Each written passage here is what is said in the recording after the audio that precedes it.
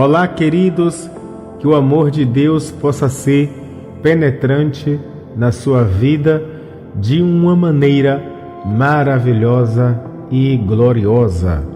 Que Deus, com a sua rica e infinita bondade, possa estar presente na sua vida em todos os sentidos. Pastor Erasmo Santos, da Igreja Evangélica Manancial, Ministério da Palavra, juntos contigo para mais um devocional. E eu gostaria que você estivesse compartilhando nossas mensagens para outras vidas também serem abençoadas. Amém? Estaremos dando ainda continuidade a esse devocional em forma de estudo ainda sobre as obras da carne. E hoje estaremos falando sobre pelejas, a obra da carne que promove a divisão. A gente sabe que o texto base encontra-se em Gálatas capítulo 5, do verso 19 ao 20. Queridos, a palavra pelejas vem do grego eriteia e vai muito além de uma simples discussão. Ela se refere a um espírito de ambição egoísta, de rivalidade, de partidarismo e busca por vantagem pessoal através de conflitos. É a mentalidade que transforma diferença em uma batalha campal, opinião em uma trincheira e posição em um território a ser defendido a qualquer custo. E este devocional expõe a natureza perversa dessa obra da carne e nos chama à unidade e humildade de Cristo. E vamos estar falando sobre 10 pontos essenciais sobre as pelejas. Primeiro ponto, a peleja é a ambição egoísta que coloca o eu acima da unidade. Então, as pelejas era originalmente um termo político que descrevia um candidato buscando cargo por ambição pessoal e não por serviço. E na vida espiritual é a motivação de promover a si mesmo, suas ideias ou seu grupo acima do bem-estar do corpo de Cristo.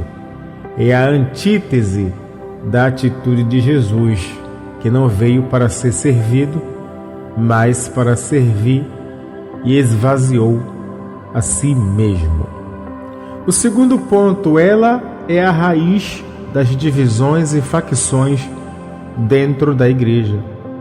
Tiago, capítulo 3, verso 16, faz a conexão direta, porque onde há inveja e espírito faccioso, aí há confusão e toda obra má. Então, a ambição egoísta inevitavelmente leva à formação de panelinhas, de partidos e facções que rompem a unidade da igreja. E Paulo identificou este mesmo pecado como a causa das divisões em Corintos, onde os crentes se alinhavam atrás de líderes humanos em vez de se unirem em Cristo. Terceiro ponto, a peleja é uma forma de inimizade contra a cruz de Cristo. A mensagem da cruz é de humilhação, submissão e morte do eu. Então a mentalidade de peleja que exalta o ego e busca a supremacia é uma negação prática do Evangelho.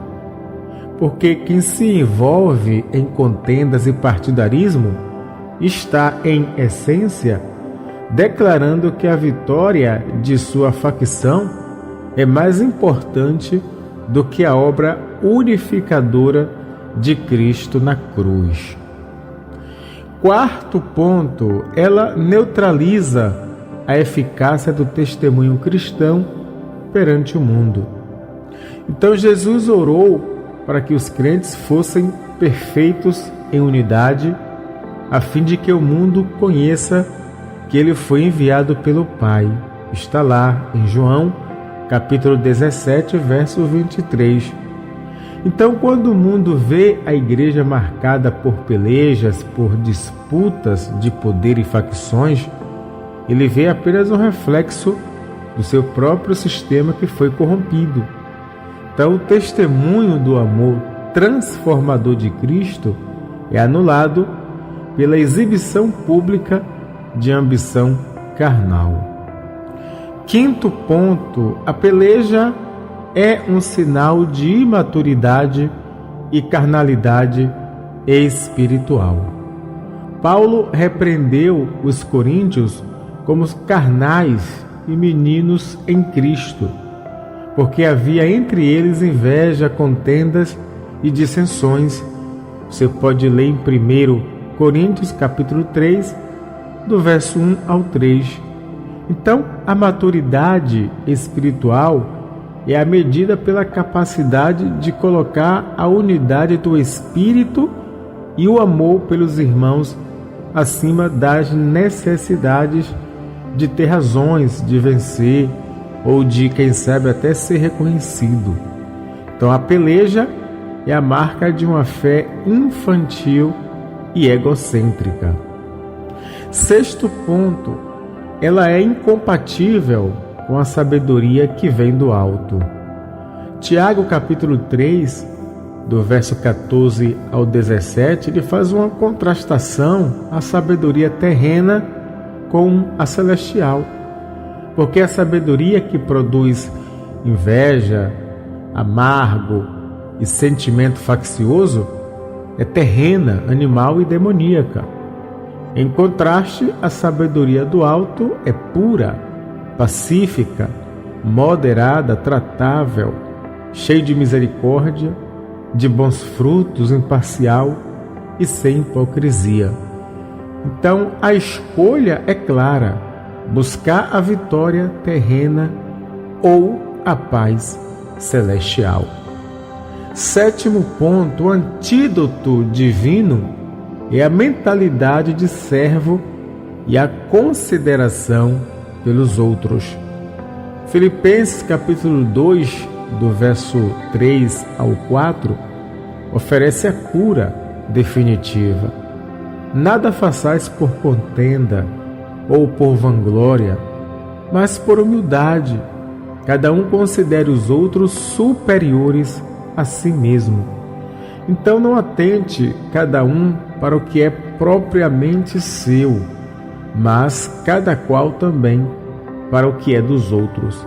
Então vencer a peleja requer uma mudança radical de mentalidade, da autopromoção para a promoção dos outros, da disputa para o serviço. Oitavo ponto, a peleja é um convite para que o diabo estabeleça uma fortaleza.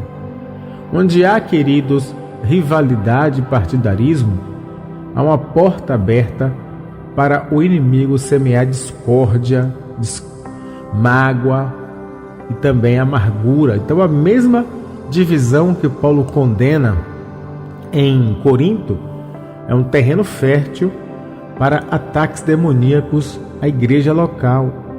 Então, a unidade é nossa fortaleza e a discórdia é, sem sombra de dúvida, a nossa vulnerabilidade. E o nono ponto, ela prejudica a oração e a comunhão com Deus. Pedro, ele admoesta os maridos a tratarem a esposa com dignidade, para que não sejam impedidos as vossas orações. Você pode ler em 1 Pedro capítulo 3, no verso 7. Então o princípio é amplo. Relacionamentos quebrados pela contenda e rivalidade criam uma barreira em nossa comunhão com Deus.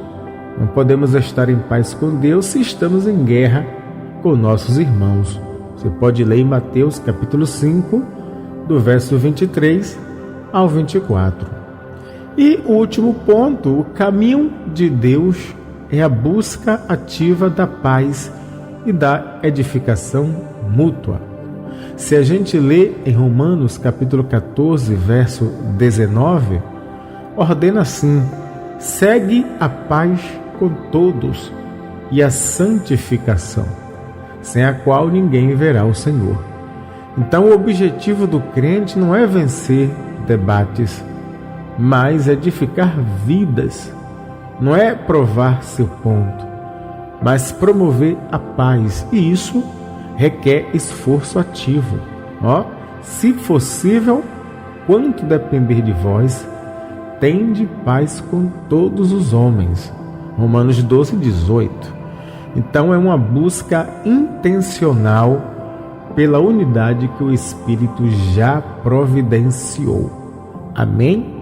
Agora, uma conclusão dessa reflexão é que as pelejas, elas são um câncer no corpo de Cristo. Elas transformam a comunidade da cruz, chamada para a humildade, para o serviço, em um campo de batalha de egos e de ambições. E este pecado nos torna ineficazes, imaturos e infrutíferos.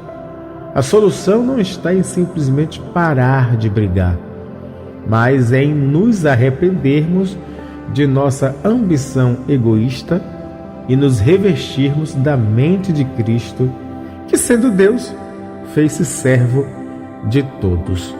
Então, para nossa reflexão pessoal, faça essas perguntas. Nossas opiniões e posições no meio da igreja promove unidade ou promove divisão? Eu busco ser servido ou servir? Ser reconhecido ou reconhecer os outros? Existe alguma disputa silenciosa ou partidarismo em nosso coração em relação a outros irmãos ou grupos? Pois é, então é o momento de fazermos essas análises e entender que, se existe isso dentro de nós, precisamos nos arrepender e se envolver verdadeiramente com Cristo e com a sua palavra para podermos vencer as pelejas. Mas vamos estar orando ao nosso Deus. Pai nosso que estais no céu, santificado seja o teu nome. Venha a nós o teu reino e seja feito a tua vontade, assim na terra como no céu. O pão nosso de cada dia nos dai hoje. Perdoa nossas dívidas, assim como nós perdoamos aos nossos devedores. E não nos deixes cair em tentação, mas livra-nos do mal, porque teu é o reino, o poder, a honra e a glória para todos sempre.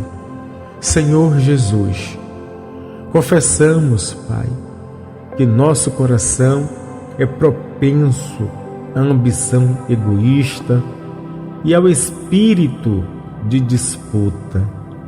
Perdoa-nos, Senhor, por todas as vezes que colocamos nossas opiniões, nossos reconhecimentos e as nossas vitórias acima da unidade do Teu corpo.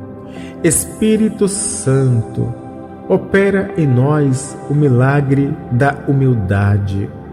Ajuda-nos a considerar os outros superiores a nós mesmos, a buscar a paz e a edificar nossos irmãos. Quebranta, Pai, todo partidarismo em nosso coração e ajuda-nos a amar como Tu nos ama e nos amou. Pai, nós oramos e acreditamos em nome do Pai, em nome do Filho e em nome do Espírito Santo de Deus.